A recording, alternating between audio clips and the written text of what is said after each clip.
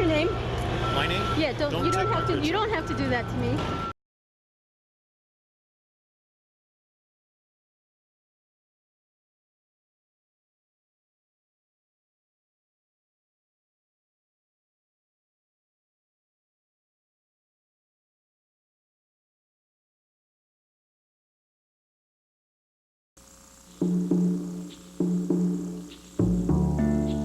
Resting peacefully for hundreds of years, they are the symbols that connect Albuquerque with its past. This is Petroglyph National Monument. We started out probably about 13, 14 years ago trying to protect the petroglyphs, which are on the west side of Albuquerque. As many of you know, there's the 5 volcanoes, and from that area there's about, they say, about 25 to 35,000 petroglyph markings throughout the area. And it was widely recognized by many of the Pueblo religious leaders as a sacred place of prayer. And we've been embattled for many years trying to prevent 2 major freeways from going through that area. All the land to the west of the monument is a developer's dream, but there's no quick way to get to it. The city has decided extending Paseo through the National Monument is the best way to open up the area. A lot of the places in this area are mentioned in our creation stories. So these stories are talked about in terms of a time that when we came to this earth, when we came out of this ground, when we were born to this. I guess you'd call it Turtle Island, right? When we were born to this Turtle Island, this petroglyph place is mentioned in a lot of our prayers all over the whole region, all over New Mexico. Every tribe in New Mexico has stated at one time or another that they've used this place as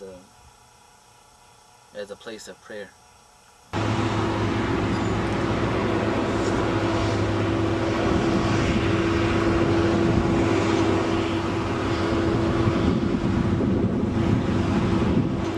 We will not accept any destruction to it. The only destruction we can accept is that the destruction that Mother Nature does herself. Rain, floods, wind. We're all working at different community organizations here in the city of Albuquerque.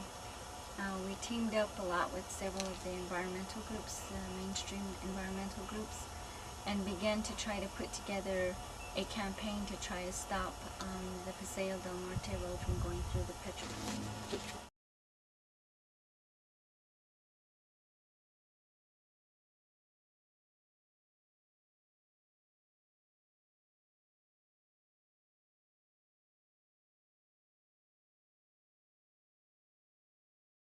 Road project stopped work today by throwing themselves in front of the construction equipment, all in the name of saving a national monument. Alexis Johnson has the latest.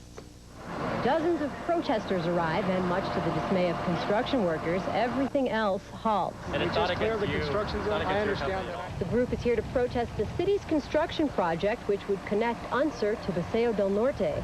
It's been an underhanded process. There's been no public input, and we want him to stop this.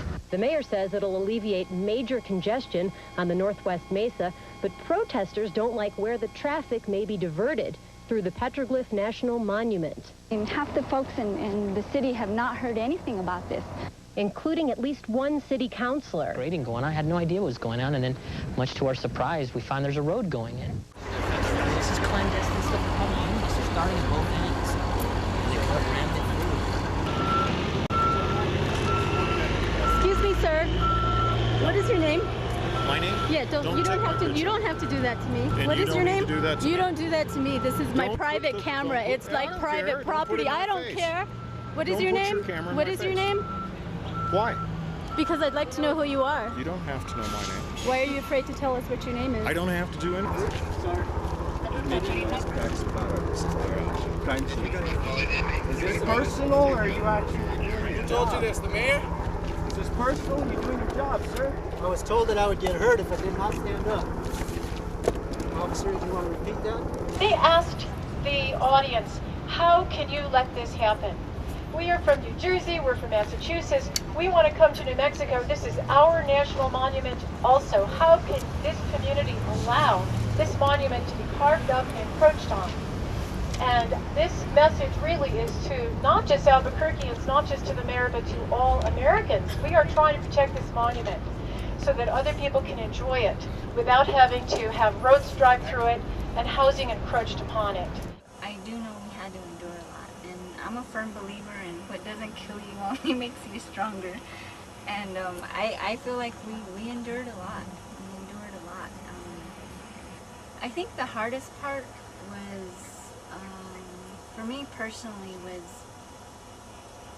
knowing how many people believed in our cause, but really couldn't handle what we had to go through. And you know, I have a lot of good friends out there, and you know, some of them told me, you know, at different points in time, like, you know, I want to go to that city council meeting, but I can't handle the stuff that they say, and you know, I'm liable to cuss them out, you know. And I'm like, I understand, you know, I understand how that feels, and if you're telling me you really don't think you can do it, then, you know, say a prayer for us, and you know, don't give up. I know we couldn't have done it. I know I would have given up long before. If this was a fight about anything less than something sacred, I don't think I would have put up with what we put up with. Don't lose your cool. Don't let them have control over you. You know, if they're gonna say mean things to you, and they're gonna make you say things, don't let them do that, right? He said, make sure that you remember when you're out of these places that you're representing a lot of people's cultures. You know, and these sacred places are meant to be holy and peaceful places. And so he said, conduct yourself as if, you know, you remember that, you know, you're representing the right side. So I think, you know, one of the things that happened for Sage Council as we matured was we started to understand poll results. You know, we started to understand, you know, turnout rates, and we started to understand messaging, and you know, what would work for, you know, these sorts of people versus these sorts of people. And I think one of the things that was hard was that, you know, if you were a Sage Council member, you had to begin to operate at several different levels. You know, we had a lot of people fired up to come in and, yeah, let's talk about, you know, protecting the petroglyphs. And yet we would tell them, well, that's not what we're going to talk about. We're going to talk about the tax waste that's occurring in the city of Albuquerque.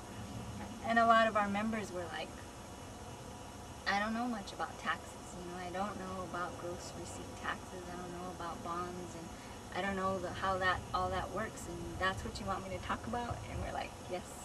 Here's your crash course. Here's what's happening.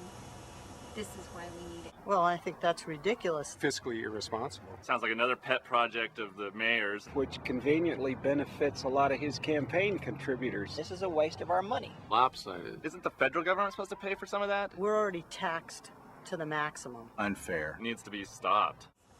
Our members, once they kind of got over their initial shock and shyness and a little bit fear of it, once they got going with it, I think that there wasn't much more we could ask of our members, you know, because they did the work. When we were younger, we thought the battle was going to be over in a year. Right? We had our strategic planning session, and we said, well, we have to do this and we have to do that, and get city council this and to do this and do that, and then we'll be done in a year. And we thought we were going to win. And so with this effort, we're also, like I said, trying to establish a common language, some common tools to discuss power and how do we deal with our own powerlessness to change that, to begin to feel a lot more empowered about who and what we are, about our needs that we have in our community. This is a prayer run. We're looking at this in a way that we can connect these sacred sites. We know they're already connected, but as humans, we're acknowledging that connection between all the sacred sites. One of the things I always enjoyed was when we did do the runs. We ran around the petroglyphs once. We ran to San Francisco peaks. We used to do different sorts of things like that. And for me, those sorts of things are very fun. We actually one time ran down to, I only ran as far as El Paso from here, but they have these running journeys, spirit journeys they call them, and those were always good. So there's a lot of different runs going on. We're all trying to connect these sacred sites. So when you guys are running, remember to pray for those sacred sites. Remember to pray for those people that are fighting those fights. You know, and so think about those things. Try to be a little bit serious when you're doing this. It's a good thing. So we're really happy you guys are here.